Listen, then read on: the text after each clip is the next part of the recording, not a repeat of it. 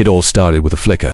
Just a tiny, almost imperceptible twitch in the corner of my eye as I was brushing my teeth. I stopped, stared into the mirror, and my reflection stared back. Same tired eyes, same stubble I hadn't bothered to shave. Nothing was out of place.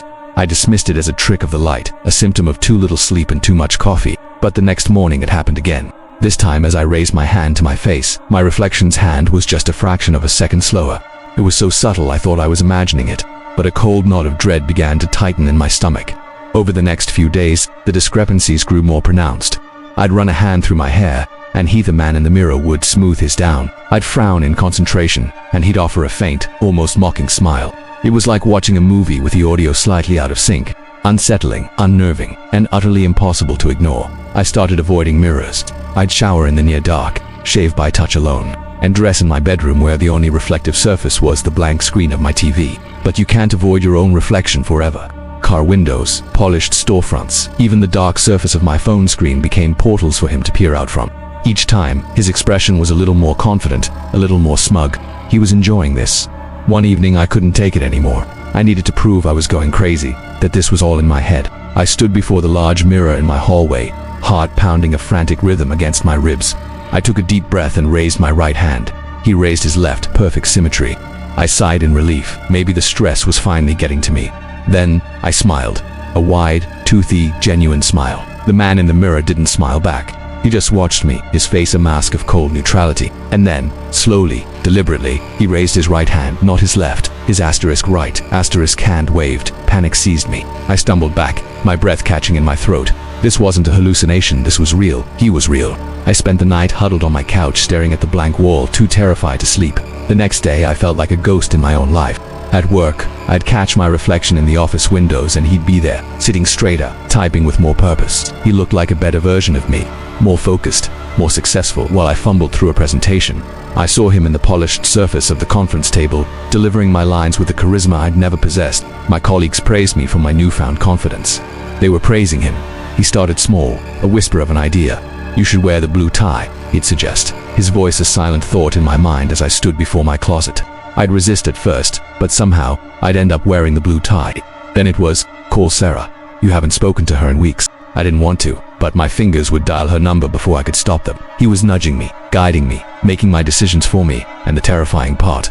My life was improving. The promotion I'd been chasing for years suddenly landed in my lap. My friendships deepened.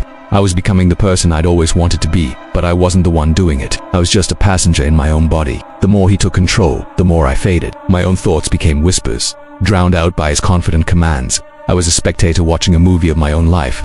I'd go out with friends, laugh at their jokes, but it wasn't my laughter, it was his. I'd hold a woman's hand, but it wasn't my touch she felt. It was his.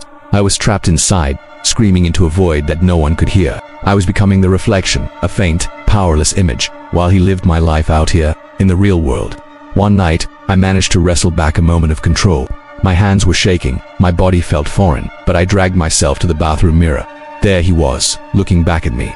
He looked fantastic, healthy, happy, vibrant, everything I wasn't. "Who are you?" I managed to whisper, my own voice raspy from disuse. He smiled, a genuine warm smile that never reached his cold eyes. "I'm you," his voice echoed in my head. "The you that you were always too afraid to be, the better you." He raised a hand and pressed it against the cool glass. On my side, my hand rose against my will and met his palm to palm. A blinding white light filled my vision, a sensation like being pulled inside out. It was disorienting, sickening. When my senses returned, everything was reversed. The text on the shampoo bottle was backward. The light switch was on the wrong side of the door frame. I looked at my hands. They were mine, yet they felt distant. I looked up, into the mirror, and I saw myself, my real self, standing on the other side, a look of smug triumph on his face. He was in my bathroom, he was in my world, and I was in the mirror. He just stood there for a moment, admiring his new existence, flexing my fingers, rolling my shoulders. He looked at me, trapped in the glass, and his smile widened. It was a cruel, possessive smile. My smile. Then, he turned his back on me. He walked out of the bathroom, whistling a cheerful tune, my tune. I pounded on the glass, but my hands made no sound. I screamed until my throat was raw, but my voice was silent. I was a prisoner in a world of perfect, silent replication. I can see everything he does. I watch him live my life, wear my clothes, sleep in my bed. He's better at it than I ever was.